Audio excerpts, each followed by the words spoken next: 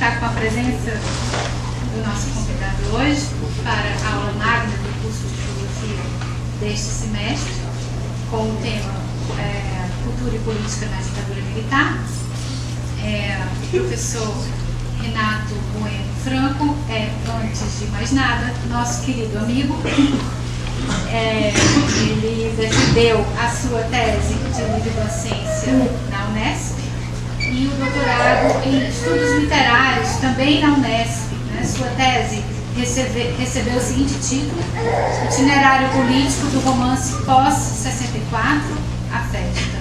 A tese foi publicada como livro com o mesmo título, posteriormente. O professor Renato é coordenador do Grupo de Pesquisa, Teoria Crítica, Tecnologia, Cultura e Educação na Unesp Araraquara, grupo vinculado ao Grupo de Estudos e Pesquisa, Teoria Crítica e Educação na UFSCar e na Unimed. O professor Renato acaba de publicar este livro como um dos organizadores, Teoria Crítica na Era Digital, pela Nanquim Editorial.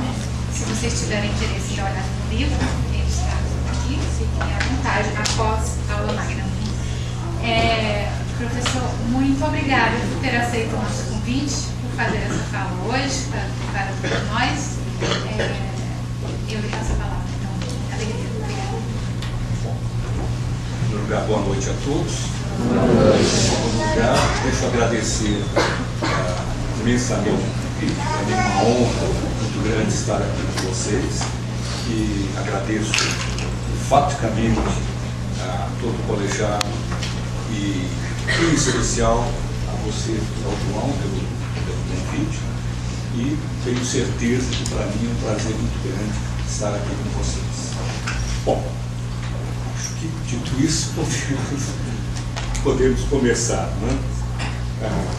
Vou ter que fazer uma troca de óculos, porque assim que solto vocês e não texto. Legal. Então, em março de 64, os militares e parte significativa da classe dominante brasileira, com explícito apoio político e militar dos Estados Unidos, desejoso então de conter a propagação da onda revolucionária que se espalhava pela América Latina logo após a Revolução Cubana, que ocorreu em 59, a fim de consolidar sua hegemonia no continente, perpetraram um golpe militar que instalou um regime ditatorial no país, o qual perdurou até 1985. Logo após o golpe, os governantes militares adotaram uma política duramente repressiva, de caráter terrorista, com o objetivo de dizimar os trabalhadores urbanos, os sindicatos, as organizações populares e os movimentos dos trabalhadores rurais politicamente organizados, além daqueles voltados à educação popular e emancipadora, os quais tinham conhecido enorme expansão e importância nos anos imediatamente anteriores ao golpe. Nessa conjuntura, que perdurou até a edição do Ato Institucional número 5, em 13 de dezembro de 68, a vida cultural não foi diretamente reprimida ou sufocada, embora tenha sido objeto de perseguições e enfrentado muitas dificuldades objetivas. Com algum exagero, talvez seja possível afirmar que ela não foi objeto preferencial do terror estatal. Por essa razão, a vida cultural no período conheceu acentuada politização e intensa agitação ideológica, conforme anotou Roberto Schwartz, um texto bastante sério, publicado no calor da hora, em 1969, na revista francesa Os Tempos Modernos, com o título de Notas sobre Política e Cultura no Brasil, 64-79. Então, essa agitação ideológica, em consonância com a politização do Constantino, que, à sua maneira, procurou capitanear a luta contra a ditadura e desafiar a proibição da vida política no país imposta pelos golpistas. Esse fato gerou uma situação esdrúxula, ainda conforme anotou Schwartz. A direita detinha a hegemonia da vida política e econômica, mas, na vida cultural, a hegemonia era da esquerda. Isso, obviamente, vai ter consequências. Nesse curto período, isto é, esse primeiro momento do golpe, 64 a 68, graças à atmosfera geral de contestação e inquietação política, o processo cultural experimentou uma integração radical entre os diferentes setores que o constituem, elegendo algumas questões e temas originais que logo se mostraram decisivas para o momento e para o itinerário desse mesmo processo na década seguinte. Em tal contexto de radicalização política e de resistência à ditadura, a literatura, de modo semelhante ao que ocorreu com o cinema, a música popular, além do teatro, procurou configurar, nas obras mais relevantes, uma figura do intelectual e do escritor muito diversa daquela que predominou até então em nossa tradição cultural. A figura do intelectual, o fosse dos acontecimentos, deveria agora forjar um novo perfil, já que deveria enfrentar tanto a modernização autoritária e conservadora imposta pelos militares golpistas, quanto a violência repressiva e brutal emanada do terrorismo do Estado. Essa revisão crítica do papel do intelectual e do escritor foi acompanhada tanto pelo cultivo do tema do engajamento político revolucionário da arte, do artista e do escritor, quanto por uma visão positiva acerca da identificação do intelectual com o povo. Além disso, as obras da época também promoveram uma revisão da relação entre os gêneros. O papel social tradicional da mulher sofreu profundo questionamento, embalado com a esperança de que sua libertação seria fundamental para a libertação e emancipação de toda a sociedade. As obras literárias mais representativas dessa experiência cultural e política surgiram em 67, ano da publicação dos romances Pessac, A Travessia, de Carlos Heitor Coni, e Quarupi, de Antônio Calado. No caso do cinema, os filmes decisivos foram Terra em Trânsito, do Glauber Rocha, e O Desafio, do Paulo César Racine. De algum modo, essas obras dialogam com a imagem final de Deus e o Diabo na Terra do Sol, do Glauber Rocha, em que a figura central, Antônio das Mortes, ao sair do agreste, acho que todos que viram o filme lembram da imagem, percebe que o sertão vai virar mar, ou seja, ele tem uma visão sobre o futuro revolucionário do país. Muito bem. O Deus e o Diabo, é interessante lembrar isso, foi publicado no filme. Foi lançado em fevereiro de 64. Fevereiro de 64. O golpe ocorreu dia 31 de março ou 1º de abril de 64. E o filme tem essa imagem grandiosa, né, de que o sertão vai virar mar, o mar vai virar sertão, ou seja, tudo vai ser revolucionário. E grande parte das obras pós-64, mas anteriores a 68, estabelece um diálogo com essa imagem. O próprio Glauber, quando filma Terra em Trânsito em 67, se vocês repararem, uma das primeiras cenas do Terra em Trânsito é o movimento contrário, é do mar para o interior, e não do interior do mar. Isso é muito significativo. Bom, mas vamos lá. Quarupi, que é um romance importantíssimo, Antônio Calado, e acho que mal avaliado até hoje, por uma razão muito simples, ou não tão simples. Grande Sertão Veredas, do Guimarães Rosa, é de 56. Gente, quem pode rivalizar com Grande Sertão Veredas? Não. Então, mesmo um romance saído em 67, ele ficava na sombra do Grande Sertão.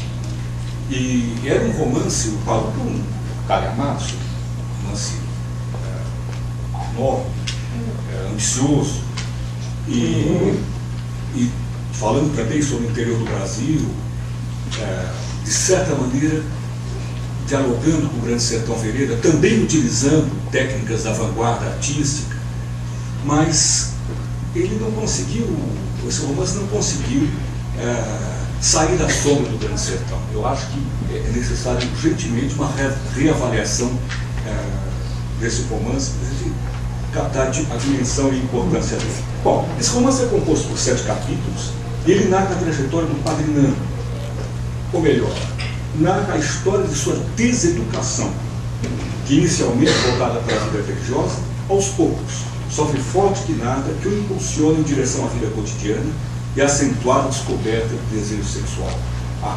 Padre, mudou de rotina, vida sexual. Nesse movimento, ao afastar-se da igreja, Nando conhece a primeira transformação ao revolucionar o povo. Tomado por súbito arrebatamento, quando será Francisca, personagem decisiva do romance. Já realcei que as mulheres são importantes nesse período. É com ela, em meio às orquídeas viçosas do interior, ou do centro, e isso é importante, do país, exatamente no meio do romance, que conhece a intensidade da experiência amorosa e completa parte de sua transformação, abrindo-se para a vida e para os problemas ou contradições inerentes a ela. Tal transformação suscita uma operação na trama narrativa do romance, que passa a ser constituída por uma sucessão de acontecimentos aparentemente arbitrários e desconexos, ou de fatos surpreendentes que, na maior parte das vezes, envolvem uma espécie de perambulação de seus diversos personagens, principalmente dinâmicos, por vários e diferentes espaços ou recantos, do Rio de Janeiro ao Xingu, da expedição ao centro geográfico do país às regiões do Nordeste, particularmente a Pernambuco, onde se desenvolvem os trabalhos das ligas camponesas, de Pernambuco para o sertão ou para o sul. Nesses deslocamentos, acompanhamos as peripécias de Nando, seus encontros e desencontros com Francisca e os acontecimentos principais de sua vida, como a prisão, a tortura, o espancamento e a consequente fuga para a praia. Além da difícil recuperação na casa de Padre Ozan, onde forja sua última transformação para cavalgar ao lado de Manuel Tropeiro, rumo ao interior de Goiás, entre aspas, relembrando coisas da vida inteira, mas sem sentir nenhuma ligação com os pensamentos e sentimentos que tiveram. Ou seja, consumada a transformação, também ele encontra o centro da sua vida. Vou citar. Não estou analisando os romances, eu quero apresentar esses romances para vocês. Análise técnica, depois a Andréia faz. Bom, estava descontínuo, leve, vivendo de minuto a minuto. Só tinha como sensação de continuidade o fio de ouro de Francisca, assim mesmo, que era um fio fiado com astúcia na trama do mundo à vida. Não vinha propriamente do passado.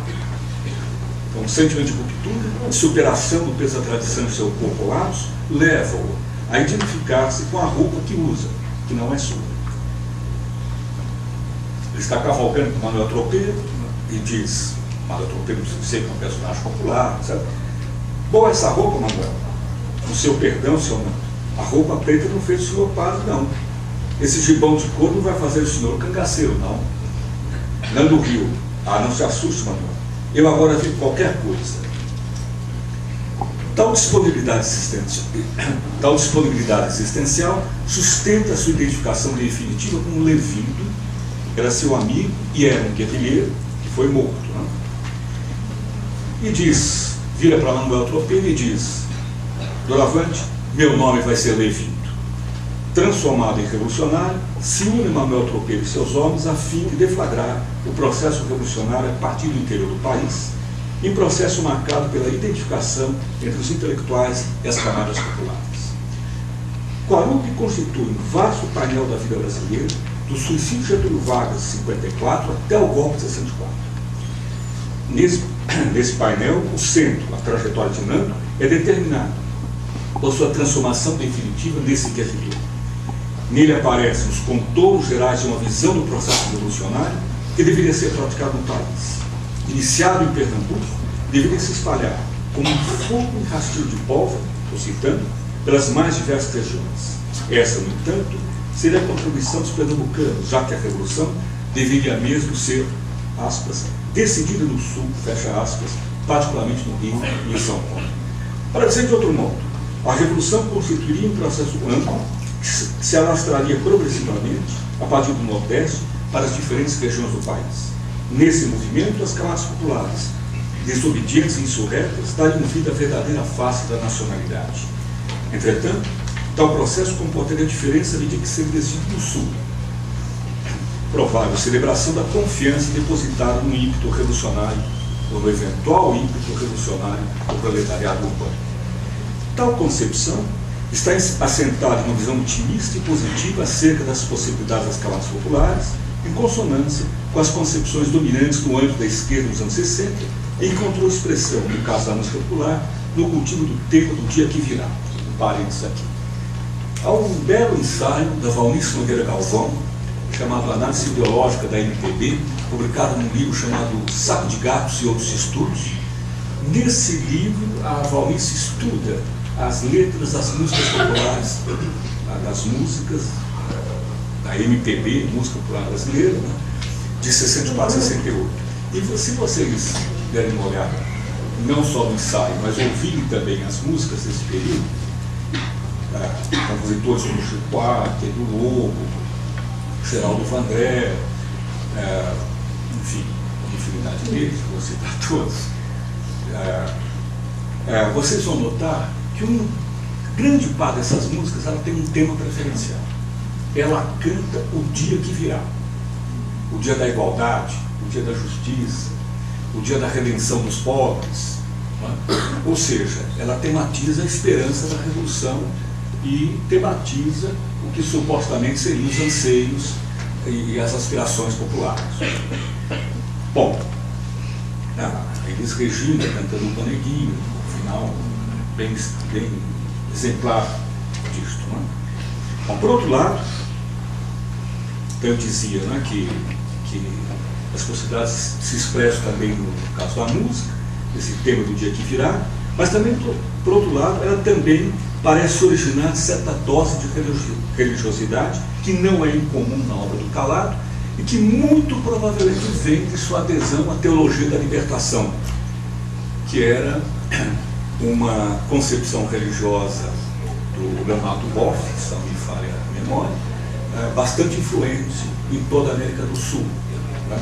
Tão influente que mais tarde Michel Levy, lá na França, interpretando a tese 1 do conceito das teses da filosofia da história do Walter Benjamin, vai dizer que a teologia da libertação antecipava a tese benjaminiana, que eu acho baita um exagero, mas enfim, está registrado. Bom, finalmente, é possível ainda afirmar que tal concepção de revolução está, de alguma forma, relacionada com o processo amoroso. Isso é interessante. De fato, tanto um como o outro envolvem desejos radicais e grandes disponibilidades para mudanças abruptas. E a figura feminina, nesse caso, é de extrema importância, já que a revolução, concebida como não sangrenta, pode ser vista como expressão de um olhar feminino, uma visão quase maternal sobre o nascimento de um tempo verdadeiramente pacificado. Mas isso não se repete na outra obra publicada esse ano, que é do Carlos Heitor Coni, A Travessia, que é dividido em duas partes. A primeira passagem por cima, a segunda, A Travessia. Esse romance é narrado em primeira pessoa e ele relata a vida de Paulo Simões, a partir do dia que esse personagem completa 40 anos. Ele é separado, solitário, escritor, e elabora, por encomenda do editor, um conto erótico para uma antologia do gênero. Com certo ar cínico, professa uma visão existencialista do mundo, voltada à desesperança e à desilusão, que, todavia, contrasta fortemente com a atmosfera cultural em que se move. São citadas logo após 64. Além das questões políticas mais candentes do período, é tido por amigos e por seu próprio editor como socialmente desinteressado e alienado, o que capta bem como se davam as relações no período. Não é? A postura do narrador-personagem funciona, na primeira parte do romance, tanto como uma crítica aos escritores e artistas que, como ele próprio, optam pelo alinhamento diante da vida política, ou não se sensibilizam com as agudas contradições envolvidas no processo social do país, quanto à produção literária que, já nessa época, preocupava-se com a integração no mercado cultural. Ainda na primeira parte, o narrador-escritor, personagem central, nutre forte desejo de escrever sobre assunto que, efetivamente, julga adequado ao grande romance ao qual aspira. Tema e aspiração mais ou menos comum na época. Enfim, nesse momento, começa a aparecer um desejo entre os escritores. Quem vai escrever o grande romance brasileiro?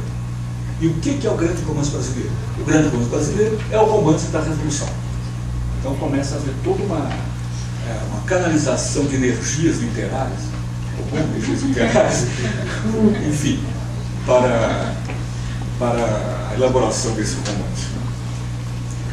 Bom, claro, no caso do romance do Coni, do personagem do romance do Coni, há uma ambiguidade, não é? Porque ele adia o início da redação, e a gente pode dizer que ou é por insegurança e medo de não concretizar a sua ambição, não é? Ou então ele, enfim, está hesitando porque ele quer mesmo conquistar o reconhecimento por parte do leitor importante do mercado. Então essa ambiguidade já estava colocada. Contudo, a segunda parte do romance, que é o que nos interessa, Paulo Simões experimenta um envolvimento que acaba por lhe fornecer a solução de tais dilemas. Casualmente, terá o conhecimento com Vera, uma jovem que será de importância capital para suas futuras decisões. A moça, politicamente engajada, confia na possibilidade da organização da luta revolucionária e no desejo positivo do conflito. Ela representa o despontar de um novo comportamento da mulher, coisa que eu já assinalei, que é um fato sintomático do período. Ela o convence, não sem dificuldades, a ajudá-la a concretizar uma empreitada arriscada e perigosa. Eles deveriam furar um rígido bloqueio policial que dominava as ruas do Rio de Janeiro para conduzirem uma fazenda no interior do Estado revolucionária, que estava sendo procurada pelos órgãos de repressão. Então, aqui um parênteses. Enfim, preciso ter uma imagem da época, o que vivia, para poder entender o que era isso. Porque hoje a gente vive numa democracia, como é que eu vou, bonachona, não? Uma democracia bonachona. E então nós não temos muito essa experiência e às vezes não sabemos muito imaginar como era a experiência desse período ditatorial. Gente, era difícil andar na rua com 2 ou 3 pessoas. 3 pessoas era formação de quadrilha. Parar na esquina para conversar, não podia. Enfim, falar sobre política não era permitido. Os partidos políticos tinham sido proscritos. Até mesmo os partidos políticos tradicionais, tá, da vida política brasileira. Enfim, o parlamento havia sido contido. Então não havia essa vida política que hoje nós, bem ou mal, nós conhecemos. Então era uma dificuldade andar pelas ruas, sentia-se inseguro, em todo lugar havia de pedir identidade, a polícia fazia barreiras em toda a cidade, havia um controle enorme sobre a população. Bom, e, claro, quem militava politicamente, rapidamente, na maior parte das vezes, rapidamente a polícia descobria a identidade, então você tinha que fazer o quê? Você tinha que adquirir uma outra identidade. Então, o famoso nome de guerra. Todo mundo tinha que ter um nome falso e nas organizações dos partidos só se nomeava, só se era conhecido pelo nome de guerra. Isso tinha enorme problema, trazia enorme problema para todo mundo que militava. Por exemplo, se você se apaixonasse por alguém, você não podia dizer quem você era. Você não podia abrir sua identidade. Isso era uma dilaceração enorme. E você não podia abrir sua identidade por sua segurança, pela segurança dela, ou dele, e pela segurança da organização do partido. Então, precisa um pouco de imaginação para a gente entender esse clima da época. Muito bem. Então, ela o convence, a Vera convence o Paulo Simões a furar um rígido bloqueio policial que dominava as ruas do Rio de Janeiro para conduzir a uma fazenda do interior do Estado revolucionário que estava sendo procurado pelos órgãos de repressão. Paulo Simões pega lá um fusquinha vermelho e consegue escapar dos policiais e alcançar uma antiga fazenda de café próxima a Resende, que não conhece bem, que ele descobre ter sido comprada pela organização guerrilheira, a qual, mesmo sem convicção, estava agora auxiliando. Nesse local, os militantes eram preparados para as tarefas revolucionárias e para as dificuldades da luta armada, visto que a organização pretendia desencadear a guerrilha no sul do país, mesmo sabendo não contar com o apoio das suas políticas aglutinadas em todo o Partido Comunista. Uma força política considerável. Bom, o alvo estratégico não era a revolução, ao menos inicialmente, mas sim desencadear a guerrilha para assustar os militares. Isso é literal. para assustar os militares e alterar, dessa maneira, a situação política, obrigando-os a estabelecer negociação com as forças de oposição. Em certo sentido, há aqui uma diferença importante em relação ao romance de Calado. Esse último, embora também alimente a chama da revolução, que para ele deveria ter uma natureza popular, está mais próximo dos ideais políticos que vigoraram nos anos 60. O de Coni, por privilegiar o projeto guerrilheiro, está mais atado às circunstâncias políticas que geraram a luta armada no final dos anos 60 e início da década seguinte, na qual predominou repressão turbulenta e cruel que isolou socialmente os revolucionários e suscitou acentuada retração no ideal revolucionário. Então, para vocês saberem, já viram, como a vida política estava proibida, então não havia vida parlamentar, não havia instituições que praticassem política, enfim, a não ser o exército. Como que você canalizava esse sentimento de oposição, esse desejo de combater a ditadura? Como você canalizava para a cultura, nesse período, para a música, para a literatura, para o teatro, para o cinema, ou você ia fazer política clandestinamente? E é óbvio que ao fazer política clandestinamente, você acaba sendo empurrado para um tipo de luta em que você não pode trabalhar com os outros. Então você tende a se fechar e formar grupos militarizados que recorrem à luta armada. A luta armada se propagou no país nesse momento, muito inspirado por um livrinho muito problemático do Regis Debord, que foi uma espécie de teórico da Revolução Cubana, chamado A Revolução na Revolução. A Revolução dentro da Revolução. A Revolução na Revolução, seria melhor. E grande parte desses partidos ou organizações acabaram aderindo a uma luta de guerrilha. Né? Bom, e é sobre essa forma de luta que o romance do Coni está falando. Então, ao final do livro, confirma a relação do romance com o projeto guerrilheiro. De fato, logo após chegar à fazenda, Paulo Simões quer retornar ao Rio, pois julga já ter colaborado o suficiente com a organização revolucionária, mas impedido por Macedo, o líder do grupo, que alega razões de segurança, tanto para a guerrilha como para o próprio narrador. Segurança, já salientei há pouco.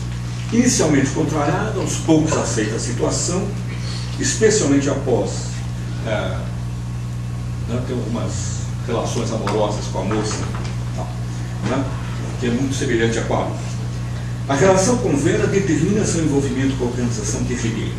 Por um lado, isso finalmente o ajuda a decidir sobre o que escrever.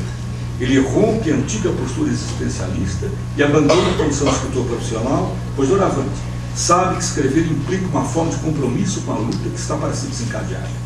Esse conhecimento o impele a transformar o escritor a fim de colocá-lo a serviço da tentativa revolucionária. O relato da trajetória do grupo guerrilheiro será o primeiro ato do narrador engajado, um instrumento na luta revolucionária.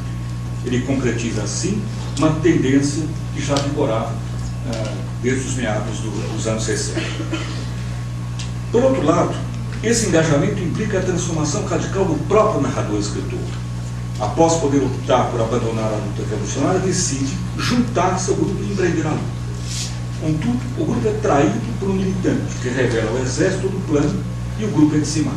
Apenas o narrador escapa, já no sul do Brasil, quase na fronteira com o Uruguai, escapa para, após atravessar a fronteira e alcançar o lado uruguaio, decidir continuar a organizar a resistência armada à ditadura, consumando assim sua definitiva transformação em militante político revolucionário. Eu leio o final do romance para vocês. Fico com a arma. Caminho em direção à Vera. A Vera acaba de ser morta no combate. Caminho em direção à Vera, sobre um pequeno monte de terra, espeta a metralhadora. Um desafio disforme e solitário, um feito de guerra. Não preciso mais de ar. Ouço o barulho das águas, a fronteira está perto. Sigo pela estrada, sem cautelas. Voo trôpego, o cansaço de muitos dias, A confusão dos 40 anos me pesa e oprime. Estou barbado, sujo de sangue, fedendo a terra e a morte. Mas a luz à minha frente, a aurora que nasce para mim, para ela caminho. A selvagem, estranha alegria, quando abandono a travessia e volto à margem. A aurora, agora atrás de mim, que atravessou, esquenta com a vertigem e o clamor da luz vermelha o corpo que, não mais trôpego, transparente, surge afinal, obstinado e lúcido, a serviço do homem de encontro à vida. Desenterro a metralhadora e avanço. Bom, acho que esse romance capta bem esse momento, né, da formação e da convicção de que a luta revolucionária seria possível no país. Muito bem. E vocês veem que ele dialoga mesmo com a imagem do Deus e o Diabo. Não é? Ele leva a sério a imagem do Deus e o Diabo. Entretanto, as coisas não vão continuar desse jeito. Em dezembro, 13 de dezembro de 68, um dia crucial, a ditadura proclama o ato institucional número 5. Esse ato institucional, por esse ato institucional, a ditadura instala o estado de exceção no Brasil. O que é estado de exceção? Veja bem, hoje vocês falam em estado de direito. Estado de direito significa que você tem direitos e que você pode recorrer à justiça para que a sociedade reconheça os seus direitos, pelo menos em tese. E isso significa que há leis e que as leis devem ser seguidas por um lado e por outro. E se há leis, você também sabe o que você pode fazer e o que você não pode fazer. Embora isso não seja muito claro para alguns. Mas, de qualquer maneira, se você, vai ser detido, ou a polícia vai à sua casa, ela não pode invadir a sua casa. Ela tem que ter um mandato expedido por um juiz. Eu não sei como é aqui no Brasil, mas eu sei, por exemplo, que na França, a polícia só pode prender alguém das 6 da manhã às 18 horas. Porque de noite é sagrado, a gente tem que dormir. Então, das 18 às 6 da manhã, não pode prender ninguém. Não sei como é. Bom, mas, então, enfim, a gente pode ter esses direitos. A suspensão do Estado de Direito, a decretação do Estado de Exceção, significa que tudo isso foi do beleléu. Você não pode, você agora pode ser preso a qualquer hora, você pode ser preso em qualquer lugar, você pode ser preso em sua casa, sem mandato judicial, e que a polícia pode entrar na sua casa sem pedir licença e sem bater a porta. Isto é, pode arrombar, pode entrar do jeito que quiser. Ela pode te prender e ela não precisa registrar a sua prisão. E muito menos te levar a uma prisão reconhecida, oficial, instalada na 34ª delegacia. Não. Ela pode te prender no local, te sequestrar e te prender no local em que ninguém sabe onde é e que não tem existência legal. As prisões políticas no Brasil, assim como na Argentina, ou no Chile depois, eram ilegais, elas não tinham existências legais. Por exemplo, na Rua Tutóia, na 34ª delegacia, atrás da 34ª delegacia, existia ficava a sede da Operação Bandeirantes, da UBAN. A UBAN era composta por membros do Exército e do DEOPS, Departamento de Segurança Política, Ordem Política e Social. Bom, a UBAN, Operação Bandeirantes, era uma organização clandestina do 1º, 2º e 3º Exército. Ela não existia legalmente. Os militares do Exército eram deslocados para trabalhar nela, trabalhavam a paisana, com carros de chapa fria, e você era sequestrado na rua, na escola, na sua casa, sem que sua família tivesse qualquer direito sobre você. A prisão não era registrada e você ficava lá arbitrariamente quanto tempo a repressão achasse que você deveria ficar. Isso significa também que, já que ninguém sabe da sua prisão, significa também que você pode ser torturado, espancado, enfim, tudo isso que vocês já podem imaginar. Então é decretado esse AI-5, é decretado o estado de exceção, que instaura agora uma grande diferença com 64. Se o Estado terrorista está voltado apenas para os trabalhadores, para os sindicatos, para os setores populares politicamente organizados em 64, e não para os estudantes, agora, com a decretação do estado de exceção, o terror estatal é estendido a toda a sociedade. Ninguém mais está seguro. Bom,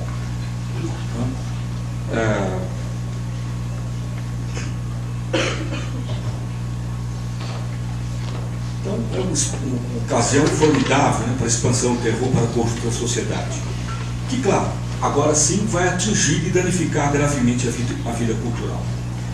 Nesta, um dos principais objetivos a ser então alcançado pelos golpistas era o de erradicar a relação entre a cultura e a política verificada no pós-64, relação originária da produção cultural imediatamente anterior ao golpe, a fim de conquistar a hegemonia também desse setor de atividade, isto é, acabar com aquela anomalia, aquele caráter esdrúxulo da sociedade brasileira que eu apontei há pouco, ou melhor dizer, que o Roberto Schwartz apontou, eu citei, não é? De que a direita detinha a hegemonia da vida política da vida política e econômica, e a esquerda detinha da vida cultural. Agora a direita quer deter a hegemonia em todos os níveis. O que o Estado militar fez? Ele adotou então turbulenta censura à vida cultural. Sua fúria repressiva atingiu todo tipo de obra que se recusou, de uma maneira ou de outra, a se submeter a seus desígnios e imposições. Criou também dificuldades objetivas consideráveis para a circulação e a distribuição da maior parte delas. Atacou a vida universitária e afetou gravemente o destino imediato de vários segmentos da produção cultural. Parece. Atacou a vida universitária. Atacou radicalmente. Por exemplo, na filosofia da USP, foram aposentados compulsoriamente o professor Gianotti, o professor Paulo Arantes foi para a França, o Roberto Schwartz, também aposentado, foi para a França, a Marilene Chauí foi para a França, o Bento Prado, enfim, a Faculdade de Filosofia foi dizimada. Mesmo alunos brilhantes da época, como por exemplo a Helena Iraca, que poderia ter assumido o curso, ela até foi como professor voluntário, mesmo nessa condição, ela foi impedida de dar aula.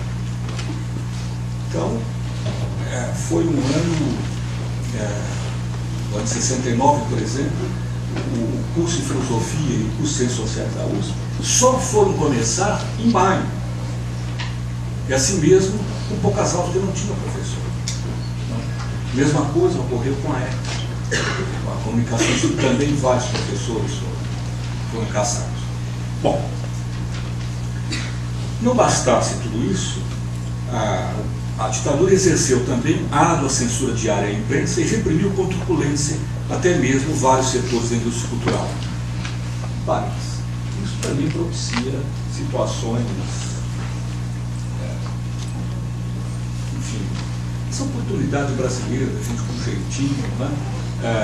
Reagir a essas situações. Eu me lembro, por exemplo, 1º de maio de 69, a comemoração do dia 1º de maio de 69 foi na Praça da Sé, e houve uma repressão violentíssima, mas total.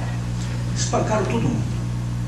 E o jornal dos Mesquitas, o Estado de São Paulo e o Jornal da Tarde, estavam com censor com censor na redação. Ou melhor dizendo, a censura mandou um censor trabalhar na redação, a Mesquita não deixou entrar Então ele tinha trabalhado na oficina, no porão lá embaixo, aquele prédio da Consolação, na esquina da São Luís. Ou seja, uma forma de humilhar o censor. E o censor ali, depois que o jornal está pronto, ele tinha que impedir as matérias de circular. O que o jornal fazia? O Estadão publicava versos, para não deixar em branco no dia, ele publicava versos dos Lusíadas. Os Lusíadas têm o quê? 12 mil e poucos versos. Foram publicados 2 vezes e meia. Então, nesses anos, houve 2 vezes e meia a publicação dos Lusíadas das páginas do Estadão, ou seja, ocupando lugar de matéria censurada. O Jornal da Tarde publicava receita culinária. E, nesse dia da repressão do 1º de maio, a redação do Jornal da Tarde publicou uma receita. O governador do estado chamava-se Laudo Natel. Então a receita é Laudo Pastel. E dizia para você preparar uma boa receita, né, você deve primeiro preparar a massa. Depois deve sovar rigorosamente a massa. Deixa a massa descansar e sove impiedosamente. Ou seja, passou, porque é esse jeito manhoso, né, de você reagir à proibição. E claro, todo mundo entendeu que ali tinha uma notícia da repressão. E uma senhora, muito gaiata, assim, bem-humorada, escreve para a redação do jornal dizendo: puxa, gente, eu havia a receita, intoxiquei minha família. Então não tinha essa comunicação entre quem está, enfim, a gente estava proibido de dizer, mas a gente se comunicava a si mesmo, não é? Criava uma decodificação manhosa e astuta. O Roberto Schwartz já falava: o Brasil ficou inteligente por causa disso. Bom, muito bem, mas quero chamar a atenção então agora para uma coisa. Nesse sentido, seria hoje um grave erro investigar a censura do período apenas de uma maneira estatística, a fim de identificar o número exato de obras proibidas, já que isso poderia escurecer o entendimento de seu significado real. Com efeito, a adoção de forma tão truculenta de censura é inseparável da pretensão de criar uma radical atmosfera de terror, apta a calar a voz da sociedade e devastar a produção cultural local. Segundo a ótica dos ditadores militares, somente dessa maneira os laços do presente com o passado poderiam ser abruptamente rompidos, a fim de impedir efetivamente a continuidade de uma forma de cultura capaz de refletir sobre os problemas do país ou de equacionar as aspirações de suas camadas populares. A censura foi, assim, instrumento privilegiado na promoção planejada do esquecimento histórico e na atrofia da memória coletiva. Politicamente falando, talvez seja possível afirmar que a censura, nesse período, vou interromper a frase, continuo daqui a pouco, para lembrar que o Frederick Jameson, no texto chamado Pós-Modernismo ou a Lógica Cultural do Capitalismo Tardio, diz que nossa sociedade se tornou esquizofrênica. Utilizando Lacan, ele diz que o esquizofrênico perde o sentido do tempo. Não é? Então, se ele perde o sentido do tempo, fica difícil para ele articular uma frase, um antes e um depois. Ele articula palavras soltas, cada palavra é um eterno presente, não há uma dimensão do passado ou do futuro. Lacan, o Jameson, utilizando essa observação lacaniana, transporta numa analogia, com uma analogia sempre perigosa, né, para as sociedades, nossa sociedade esquizofrênica. Por quê? Porque nós estamos apagando o sentido da história. Ou seja, estamos com dificuldade de atar o presente com o passado, de fazer com que uma geração, a geração atual, se sinta herdeira das lutas das gerações anteriores. Eu diria que não é nem essa imagem funciona direito. Eu diria que se eu fosse usar uma imagem, eu usaria uma imagem mais brutal. Eu diria que, então recuperando a frase, seja possível afirmar que a censura nesse período efetuou uma espécie de lobotomia na memória coletiva, particularmente dessas classes oprimidas. Já que é para ser violento, vamos lá. Bom, um aspecto muito pouco estudado da adoção da censura como instrumento privilegiado pelo Estado militar, a fim de configurar seu modo de relacionamento com a vida cultural do país, é o de sua relação com a consolidação e expansão da indústria cultural entre nós, que parece ter sido estimulado e facilitado de muitas maneiras pelo governo militar. Nessa direção, cabe ressaltar que Frederick Jameson assinala não ser isso uma novidade, já que, abre aspas, uma citação, os Estados Unidos fizeram enorme esforço, desde o fim da Segunda Guerra Mundial, para assegurar a dominação de seus filmes em mercados estrangeiros. Isso foi conseguido por via política, através da inclusão de cláusulas específicas em tratados e pacotes de ajuda econômica. Na maioria dos países europeus, as indústrias cinematográficas nacionais foram forçadas a se colocar no defensivo por tais acordos obrigatórios. Isso está na Globalização e Estratégia Política, na página 23. Né? Nota sobre a globalização como questão filosófica, já que é um curso de filosofia, né? Jameson acrescenta que, aspas, já desde o velho plano Marshall, a ajuda americana aos países da Europa Ocidental, depois da Segunda Guerra, era acompanhada de prescrições previdentes a respeito da quantidade de filmes americanos a serem legalmente admitidos no mercado europeu. Em muitos casos, essa inundação de filmes americanos efetivamente acabou com a indústria nacional, isto é, dos vários países europeus, que foram obrigados a se especializar ou a funcionar nos moldes do terceiro mundo. O texto da década de 90, então ainda terceiro mundo. Ele conclui que, cita aspas, abre aspas, a destruição da produção nacional de cinema, juntamente com a destruição potencial da cultura local ou nacional como um todo, é exatamente o que se constata hoje no terceiro mundo. Ou seja, o que estou tentando dizer é que o uso da censura no Brasil não foi simplesmente uma censura política e para calar a voz da sociedade. Foi mais do que isso. Foi uma censura econômica que viabilizou a consolidação e expansão da indústria cultural e, por meio disso, a contenção, a restrição, a retração da produção cultural local, que, com isto, não conseguia mais manter temas relacionados a situações ou conjunturas políticas ou históricas anteriores. É como se nós perdêssemos o fio da meada.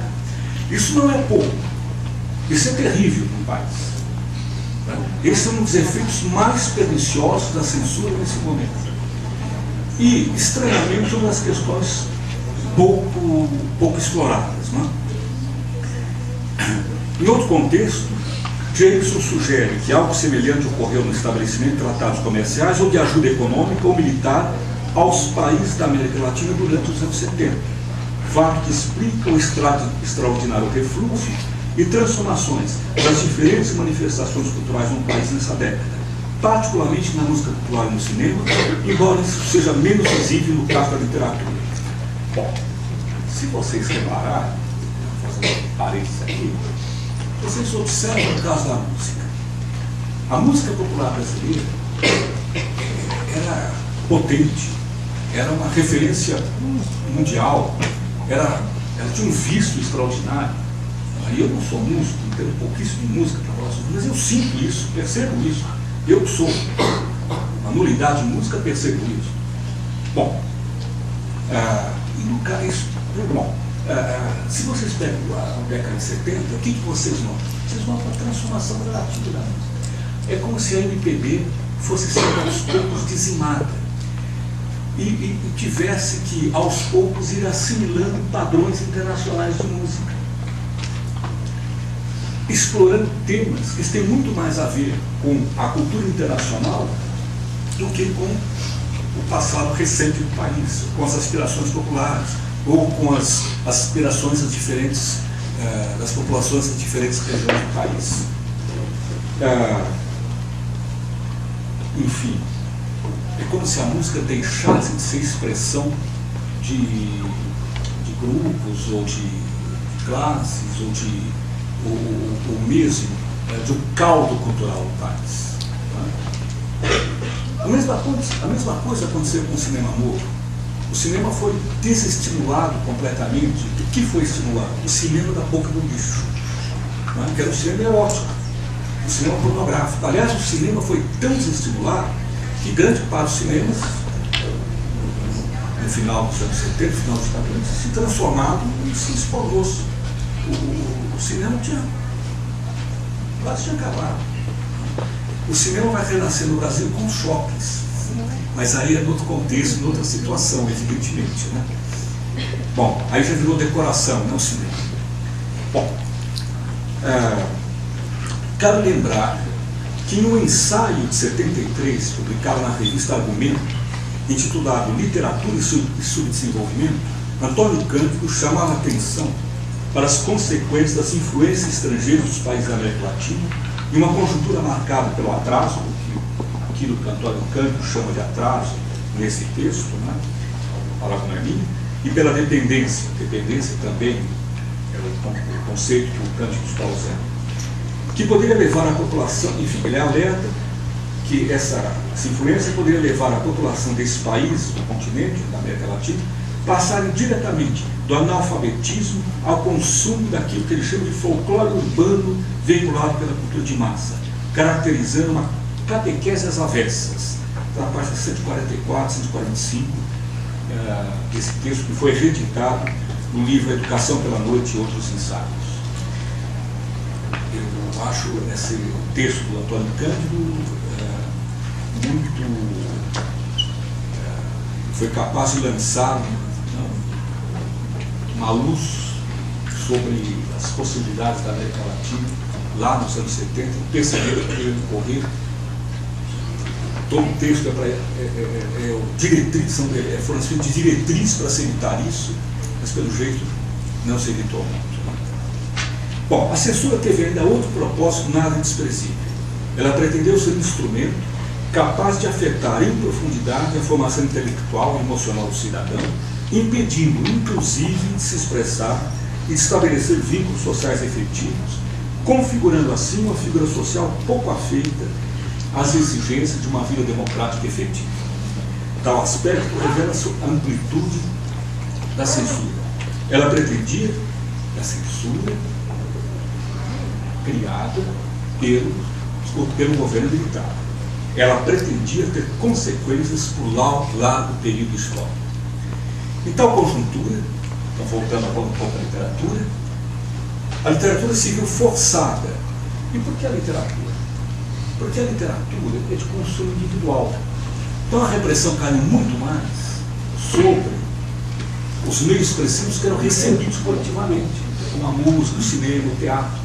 A literatura que a gente lê lá no silêncio de casa, durante a noite, nas horas de insônia, né? Está criando. Não tem muito meio de proibir isso. E outra coisa, para você fazer música e veicular música, já que passou a época de um cantinho, um violão, uma canção, agora fica o quê? Eu preciso de aparelhos, eu preciso de indústria fonográfica. Então é fácil controlar. Mas e a literatura? A literatura é a gente com essas noites de insônia, que vai lá, não toca, um pouco. Não é? A gente acaba. E aí não tem controle. Mesmo as ditaduras mais ferozes, e acho que é o temor de todo ditador, é que ele acorda de noite e diz, nossa, o que aquele cara com insônia está escrevendo e pensando e falando sobre nós? Não é? Quer dizer, não tem mesmo você controlar isso. E é por isso que a literatura pôde adquirir um prestígio e uma importância nessa época, coisa que ela não tinha anteriormente entre os outros meios expressivos. Mas eu acho também que foi o auge da literatura no Brasil, porque depois disso, depois desse momento de auge, a literatura vai conhecer outra experiência que no final do texto eu digo. Bom, em tal conjuntura, a literatura se viu forçada ou a elaborar uma intensa sensação de sufoco, sensação de esquartejamento mesmo, né? Que foi uma tarefa que predominou mais na poesia, hoje chamada de marginal, ou de geração do mimeógrafo, ou a narrar os impasses da experiência literária de então, que colocava o escritor e o intelectual novos desafios, visto que sua politização anterior não era mais viável. Os romances da época tendem a caracterizar os escritores e os intelectuais como hesitantes e contraditórios, incapazes de decidir se o mais importante é escrever ou fazer política. Tendem também a tematizar os obstáculos e as dificuldades do processo revolucionário ou do enfrentamento armado contra a ditadura, assumindo postura de dúvida quanto à sua viabilidade. A imagem da transformação do país, esboçada na produção cultural posterior a Deus e o Diabo, melhor dizer, esboçada no Deus e o Diabo e continuada na produção posterior a esse filme, começa a perder seus contornos. Manifestando desalento, esses romances narram a derrota das esquerdas e a derrocada do pacto político entre intelectuais e massas trabalhadoras e trabalhadoras, fato que atinge negativamente a própria elaboração literária e suscita, por um lado, a sensação de desgarramento histórico do escritor enquanto personagem, como ocorre no romance Os Novos, de Ulisses Lela, ou no romance Bar Don Juan, de Antônio Calado. E, por outro, leva à configuração literária do massacre das massas desiludidas, como em Cidade Calabouço, de Rui Moura. A missão literária oriunda do década anterior também sofre forte abalo, já que os personagens escritores dos romances da época, aos poucos, abandonam ou se afastam do ideal de escrever o grande romance brasileiro, capaz de narrar o que seria vital para o país. Além disso, o espaço privilegiado desses romances, no qual se verifica grande parte dos acontecimentos, será doravante o do bar, que é o local da boêmia, que desponta como refúgio e local da oposição, fato sem dúvida bastante significativo, visto que tal espaço não é propriamente o da ação, mas o da tagarelice. Os Novos de Luiz Helera, que é de 71, e Bar Don Juan, de Antônio Calado, também de 71, são os mais representativos desse período. A essa cultura despolitizada, vigiada e administrada pela censura, desiludida com a derrota das esquerdas, nós podemos pegar lá o conceito do Gustavo Filho e dizer isso caracteriza uma cultura da derrota. Bom, em Bar Don Juan, vou comentar rapidamente,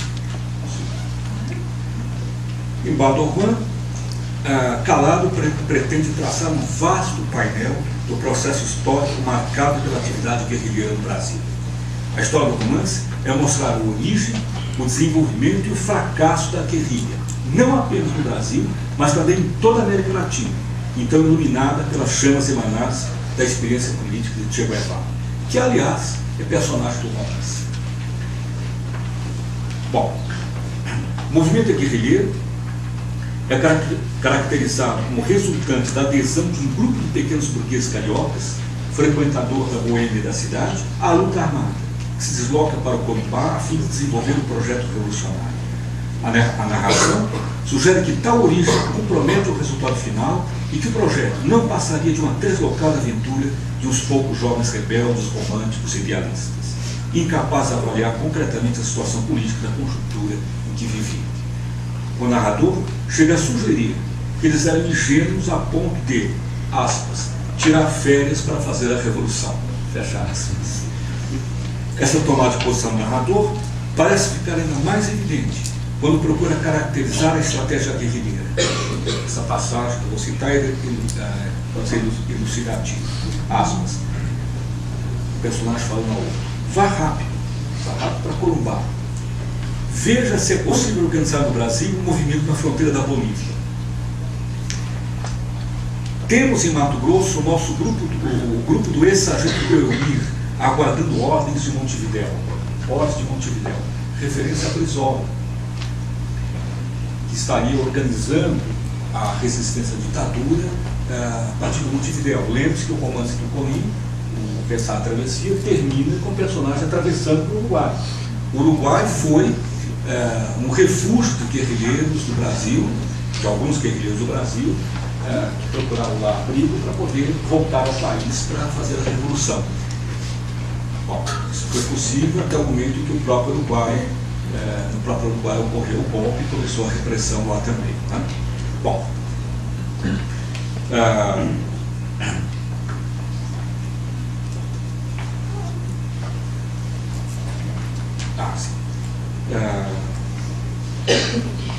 Água Nós Montevidéu, desculpa, tinha perdido, tinha parado. Então, continuando a situação. Ele pode criar um foco no território brasileiro, enquanto outro grupo nosso atravessa a fronteira e junta-se ao Che na Bolívia. Toda a estratégia guerrilheira nessa fase. Um grupo para Montevidéu, um grupo vai para Corumbá, outro atravessa a fronteira e se junta-se ao Che na Bolívia, formando os focos. Focos, evidentemente, é porque o romance narra a experiência originária da estratégia política adotada por algumas organizações revolucionárias da época, que é a teoria do foco, que objetivava o estabelecimento de inúmeros Vietnãs em solo latino-americano. Parênteses, vocês conhecem a música, eu acho que é de anônimo, mas que o Gilberto Gil gravou, Pipoca Aqui, Pipoca Ali? Como é que chama? Pipoca Moderna. Pipoca aqui, pipoca ali e tal. O que é o pipoca aqui, pipoca ali? É a teoria do foco, é a guerrilha. É a imagem da revolução da música cantada pelo Gilberto Gil. Enfim. Muita gente entendeu de outro jeito, mas enfim, essa ambiguidade sempre é possível.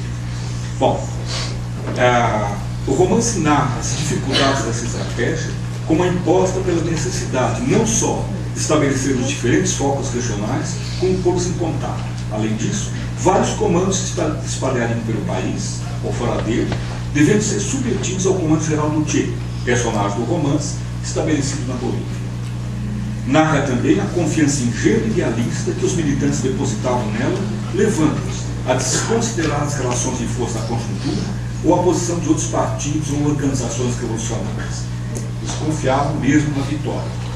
Um exemplo: se a indiferença ou até fala de um dos personagens, se a indiferença ou até as hostilidades do partido resultaram na formação de guerrilhas de apoio aqui no Brasil, por exemplo, bom, nós já somos um novo partido e com o comandante à frente a guerrilha, e com o comandante à frente a guerrilha triunfa. É matemática.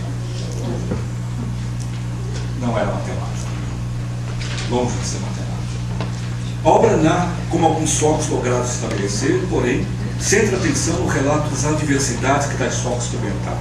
Talvez a pior delas tenha sido o isolamento, a falta de articulação com os outros grupos, como atesta esta fala do personagem Joel Mir. Caíram os guerrilheiros da Serra do Caparaó, João, caíram de armas na mão, caíram apodrecidos de esperar, como eu esperava.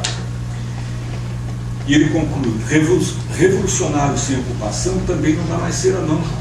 Os guerrilheiros da gente aqui virou tudo carambá. Vocês estão notando que o romance começa a adquirir outro tom. Agora começa a falar não mais das esperanças revolucionárias, mas da derrota revolucionária, dos impedimentos, das dificuldades. Não é? Finalmente, antes que a luta fosse desencadeada, o romance relata o massacre do grupo revolucionário pelo exército, após a traição de muitos membros, em que muitos guerrilheiros são mortos. Em tal processo, o único personagem que critica a concepção de guerrilha é Gil, um intelectual e escritor originalmente envolvido com a atividade revolucionária, o primeiro a se deslocar para Corumbá, motivado, entretanto, mais pelo desejo de escrever e de fugir de uma experiência amorosa malograda no Rio de Janeiro, que propriamente o de preparar a revolução. Sua posição contrasta com o idealismo dos outros militantes, até mesmo em relação à sua companheira. Diz que uma hora, a certa altura do romance, diz para ele: nós estamos aqui para fazer a revolução, Gil, para derrubar a ditadura militar. Nós somos soldados, guerrilheiros, vamos transformar o mundo a partir de Corumbá. No entanto, diante do silêncio do companheiro, né, que a olha com certo desalento, ela pergunta: mas então a gente não deve fazer a revolução? Não? E ele responde: deveria, provavelmente, mas eu acho que ninguém está querendo mais. Eis a verdade. Bom, ela decide abandonar a luta a partir daí, né? E aqui o romance ganha um outro tom bastante importante. Esse personagem escritor resolve escrever, mas agora não vai mais escrever o grande romance da Revolução Brasileira, não vai mais narrar esse processo. Ele volta atrás. Então ele diz: eu estou um livro inteiro querendo sair de dentro de mim. Não tem mais nada de cidade, de revolução, de comunismo, de processo. É um livro atravessado de rios, raízes, bois e boiadeiros. É o sarampão do romance regionalista, né? Que ele recai. E também, do outro passado do romance, vocês ainda querem fazer revolução, não é? Pois eu colecionei as revoluções brasileiras para vocês. Notas e notas para o grande romance da Revolução Brasileira. Eu documentei tudo, arrumei tudo. Esperei até agora o fio condutor, uma bela história qualquer. Os personagens estão aí nessas folhas feito troncos secos armados em fogueira. Isso é horrível, não é? É má literatura. Pode fazer ficção de quase tudo, mas inventar uma revolução é impossível. Ou seja, o livro agora abandona a questão da revolução, volta aos ideais tradicionais da literatura regionalista, mas o escritor não consegue escrever. Ele consegue comer, vai engordando enormemente. À medida que ele engorda, o livro vai minguando enormemente também. E com isso o romance termina e fornece essa imagem de desalento da cultura da derrota. Bom, evidentemente, alguns autores não gostaram nada disso. Eu me lembro, em conversa com o Ivan Ângelo, que ele me contou, Ivan Ângelo, autor da Festa, um escritor de Belo Horizonte, que mora em São Paulo, ele me contou que em 74 ele estava na Europa e ele viajou para Estocolmo. E em Estocolmo ele foi encontrar o Fernando Gabeira, que estava trabalhando como porteiro no hotel de Estocolmo. E os dois ali, indignados com esse romance do Camargo, resolveram reagir a esse romance. Reagir e pegar a mim. Como? Vamos escrever romances contra o Bardo Urbano Antônio Calado. E Ivan Ângelo escreve A Festa. E Gabeira escreve O Que é Isso, Companhia. São as duas respostas ao Calado. Foi a tentativa de criticar, no âmbito das esquerdas, esse romance cerebral, jornalístico, de tese, né? Porque ele quer defender uma tese, acho que a guerrilha não dá certo. Ele não narra, ele defende uma tese. Bom, legal. Imediatamente, há outros romances desse período, por exemplo, os novos do Gilberto que eu falei. Há também alguns outros romances que a gente nota um certo inconformismo, uma certa tensão, como o Sargento Getúlio. Sargento Getúlio, do João Paulo Ribeiro, está certo, Sargento Getúlio, João Paulo Ribeiro, o livro As Meninas, da Lígia Fagundes Teles, que é muitíssimo vivo, bastante interessante, uma das personagens, inclusive, são 3 meninas, né? Uma delas a Bélia Guerrilha. E há um romance muito, enfim, muito interessante, mas muito sutil, porque é difícil fazer as relações, mas elas estão lá, que é um romance da Clarice Lispector, A Hora da Estrela, em que ela, contratempo, narra o desencontro entre intelectuais e povo, narrando a história daquela amorosa da Macabeia com aquele professor de filosofia. Quer dizer, ela particulariza, não trata no geral, narra como se não fosse uma questão vivida por toda a época, mas ela narra assim, aquela coisa feminina, percepção do detalhe, uma coisa bem singular, mas é sobre isso que ela está falando. Então eu acho um romance que é de 74, como eu falei na memória, um romance absolutamente importante. Bom, e há também o romance do Érico Veríssimo, cujo título agora esqueci. Bom, em 1970, essa repressão e esse estado de exceção não podia durar permanentemente. Isso porque, como é que você mantém uma sociedade reprimindo violentamente, cotidianamente, durante anos e anos? Então, é um momento que você tem que conter um pouco esse processo. E esse processo é contido no Brasil quando sai o governo Médici e entra o general Geisel. O general Geisel assume o poder. E não acho que ali tem que o primordial seja uma briga entre os setores diferentes das Forças Armadas, como normalmente alguns historiadores colocam. Acho que estava inscrito no projeto ditatorial esses dois momentos, né, a tomada de poder, depois a expansão da repressão para toda a sociedade, depois a tentativa de sair disso. E se tenta sair disso no governo general Geisel através da elaboração de uma política de abertura política lenta e gradual. Ou seja, lenta e gradual. Com isso, o Estado, o governo militar pode fazer o que quiser, ele abre um pouquinho e você, escritor, ou você, produtor cultural, ou você, aluno, fala, nossa, abriu um pouquinho, então eu não posso fazer nada, senão a gente perde esse pouquinho que abriu. Né? Ou seja, é uma maneira de cooptação das camadas, dos setores intelectuais, dos setores universitários, e uma tentativa do regime de expandir sua base política. É óbvio que também é uma resposta às demandas da sociedade, que começavam a ser vinculadas na época, e que logo se expandem, por exemplo, com a Igreja, com o movimento contra a caristia em 77, e logo depois a eclodir na greve dos metalúrgicos, na reunião no Estado da Vila Euclides, em 1977. Bom, mas com essa abertura política, a literatura pode, enfim, narrar. Tudo bem? Continuar mais um pouquinho?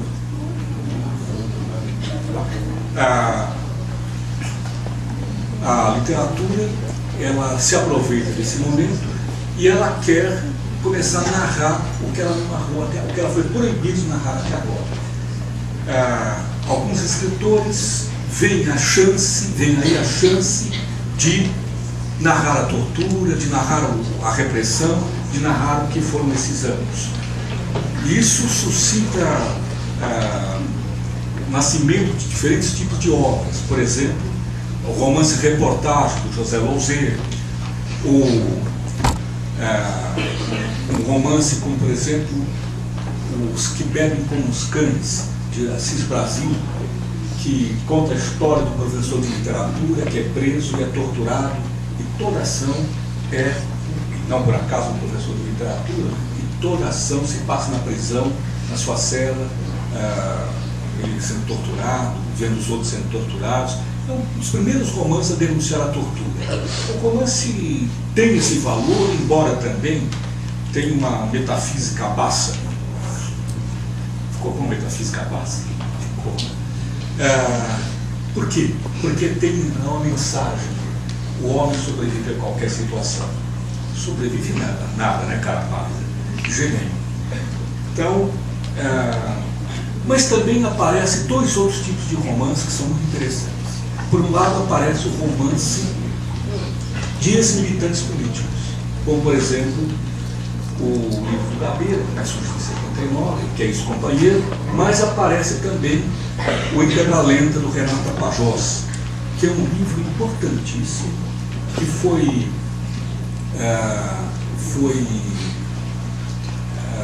proibido pela censura, e o autor, o Renato, foi preso por escrever o livro. Quem fez a defesa do Renato foi o Antônio Cândido, que escreveu toda a defesa do Renato Tapajós na da segunda auditoria militar em São Paulo, e conseguiu livrar o Renato Tapajós da prisão. Bom, esse romance conta a história da sua militância política numa organização guerrilheira, e ele conta como essa organização foi dizimada pela repressão a partir da morte, a partir da prisão dele e da companheira dele, a Lola, ou Aurora, que foi presa, o romance narra isso, O romance está centrado em torno dessa cena. Eles estão chegando a Vila Rebouças, na ponte de Eusébio Matoso, ali sobre o Pinheiros, indo em direção à cidade da cidade, e há um comando. A polícia bloqueou a ponte, eles não têm como voltar, porque não tem como sair para a marginal do Pinheiros também. Então eles ficam ali, a polícia, os militares vêm, a metralhadora e tal, e a Lola, vendo que não tinha saída, ela pega um revólver e quando o militar encosta no carro, ela atira. Abre a porta e sai correndo. É preso. Ela é presa logo em seguida e, obviamente, a repressão cai em cima dela. Ela não abre absolutamente nada e eles colocam todo o coito, enfim, uma coroa sobre a cabeça, e você vai apertando até estourar o crânio. A Lola morre dessa maneira, na vida e no romance. E todo romance é a tentativa de recuperar. Claro, o personagem apaga isso da cabeça.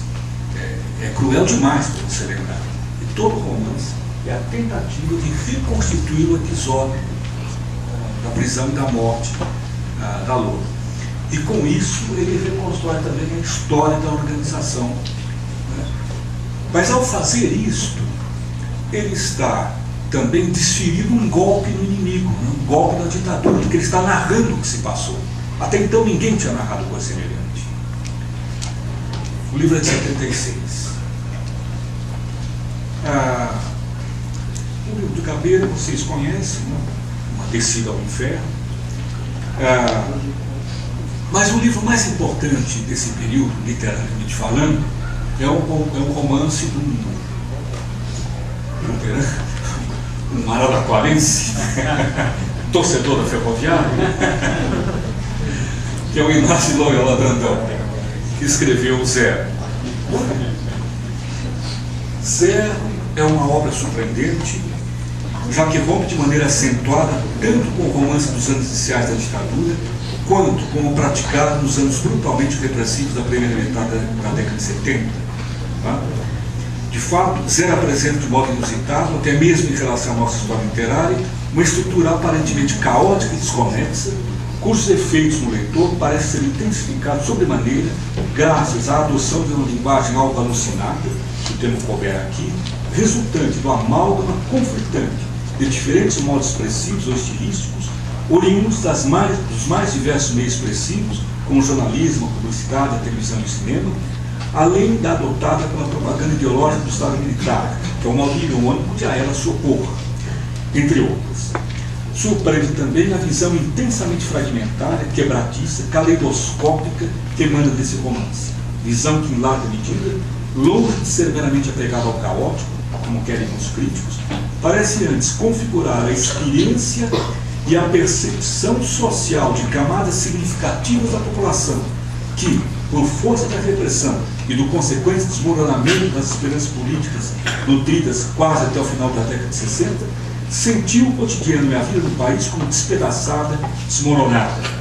Experiência ou sentimento que informará também muitos outros romances da década, como Confissões de Ralph, de Sérgio Santana, 4 Horas de Renato Pompeu, A Festa de Van.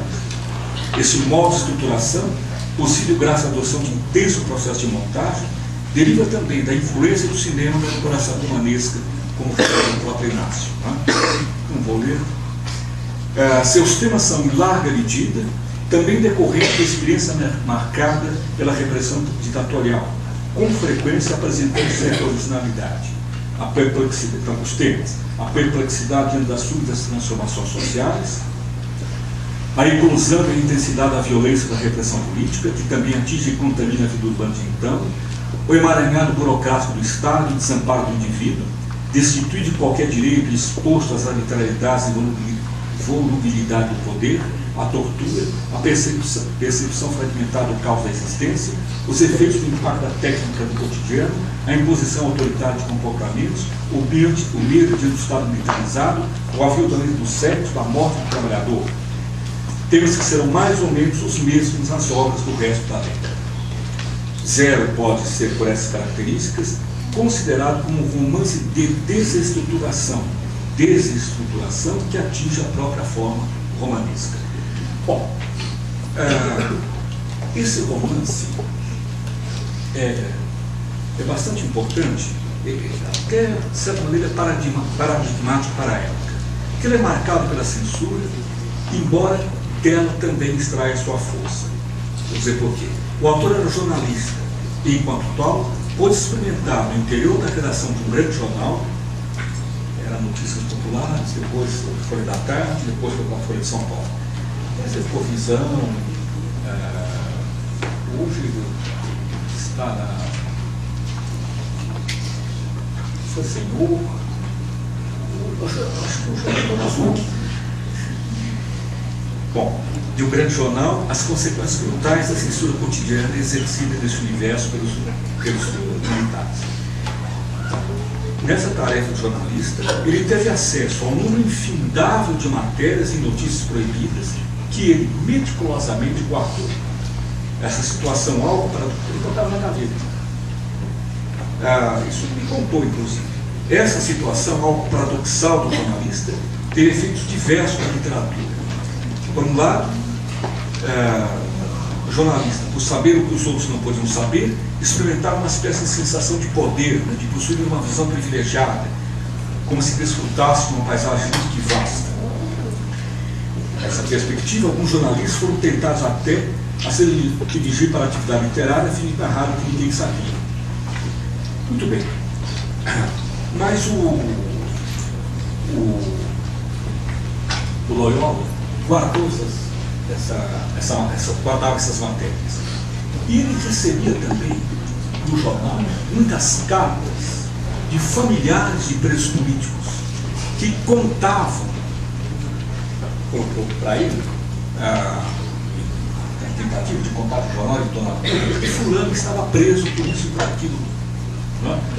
Tinha sido sequestrado pela polícia e tal. E ele guarda, essas cartas eram proibidas, não podiam virar notícias, ele guarda uma a uma. A um certo momento, os familiares começam a trazer para ele os depoimentos dos presos. Eles escrevem bilhetes, os familiares trazem para o banco. E depois que você estava preso no banco, depois você ia para o DOPS. Quando você era transferido para o DOPS, você podia ser visitado por familiares. Antes não, porque o DOPS era uma entidade legal. A UBAN não. Então, quando você, o ideal do preso político era ser transferido para o DOPS, porque pelo menos aí o Estado reconhecia que você estava preso. E quando você estivesse no UBAN, você estava sequestrado. E ele começa a receber esses relatos. E ele guarda todos. Ele junta todos esses relatos e o romance zero, no romance, quando ele escreve o romance zero, ele coloca esses relatos, sem mudança, puro e cru. Então, todos aqueles depoimentos sobre torturas que você lê no romance zero, do Inácio Loyola, é um material que ele guardou, que ele recebeu dos presos políticos. Isso cria uma nova relação entre ficção e realidade. É um romance que não é realista, pelo contrário, é um romance de montagem, um romance fragmentado, um romance vertiginoso, mas durante todo o romance você encontra esse material, e esse material é originário, real, extra-literário. Bom, com isso, vou adiantar um pouco as coisas, o romance do Inácio consegue romper esse silêncio sobre o que se passou na época mais turbulenta da ditadura. Ele consegue narrar a contrapelo o que ninguém havia narrado. Ou seja, ele cria agora no romance, posterior a 75, uma diretriz. Qual diretriz? A de narrar o proibido. A de dar uma versão do ponto de vista das classes derrotadas, das camadas derrotadas, do ponto de vista das organizações políticas, dos partidos políticos derrotados, ou das classes oprimidas, narrar o que foi a história brasileira recente. Essa narração, evidentemente, a contrapelo, essa narração se opõe à narração oficial, se opõe à narração dos os órgãos de comunicação, a narração do governo, etc. Essa estratégia literária é adotada por todos os romancistas. A Festa do Ivan Anche, por exemplo, ele, o tempo inteiro, ele finge que ele está citando matéria jornalística. Ele inventa jornais, ele inventa novos jornais, aqueles jornais citados não existem.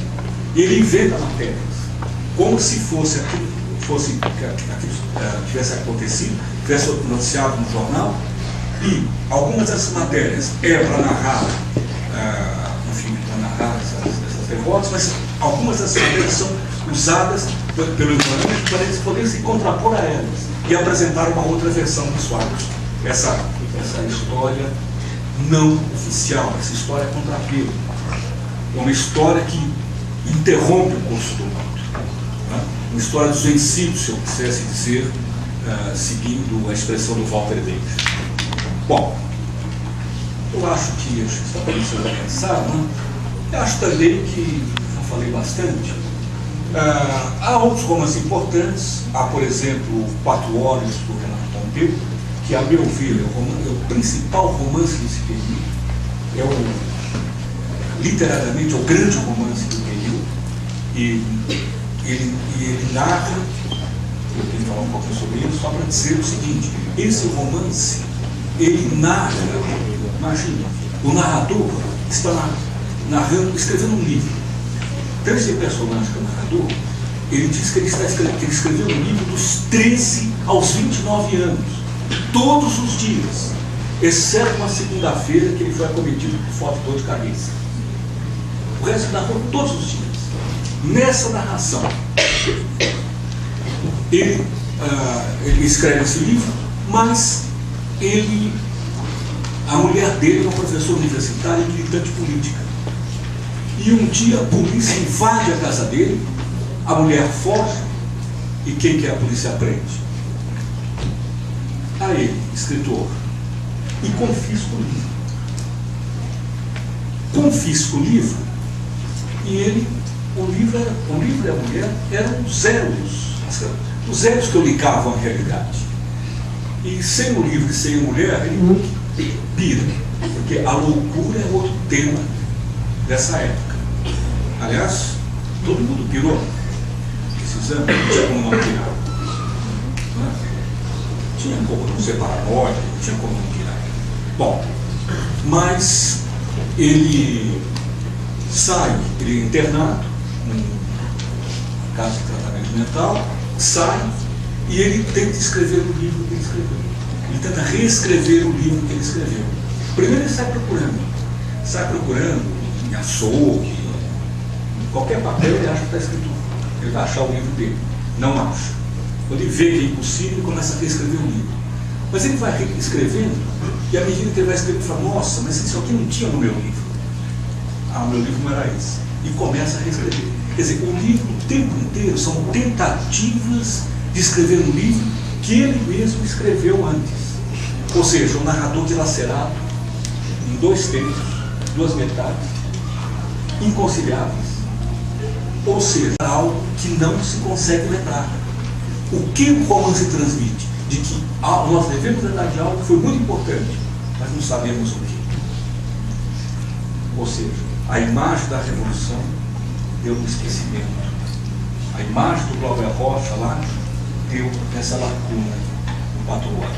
Esse é o percurso da ditadura, da cultura da ditadura. Isso não é pouco. Bom, para terminar, por que falar sobre isso? Eu acho que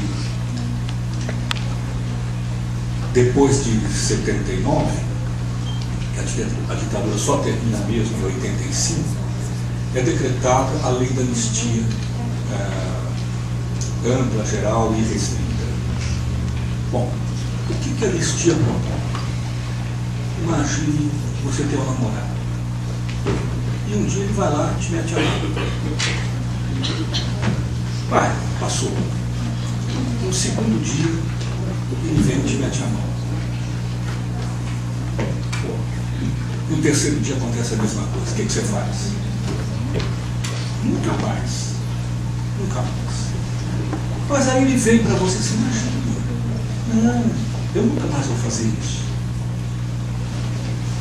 Você acredita? Muito bem.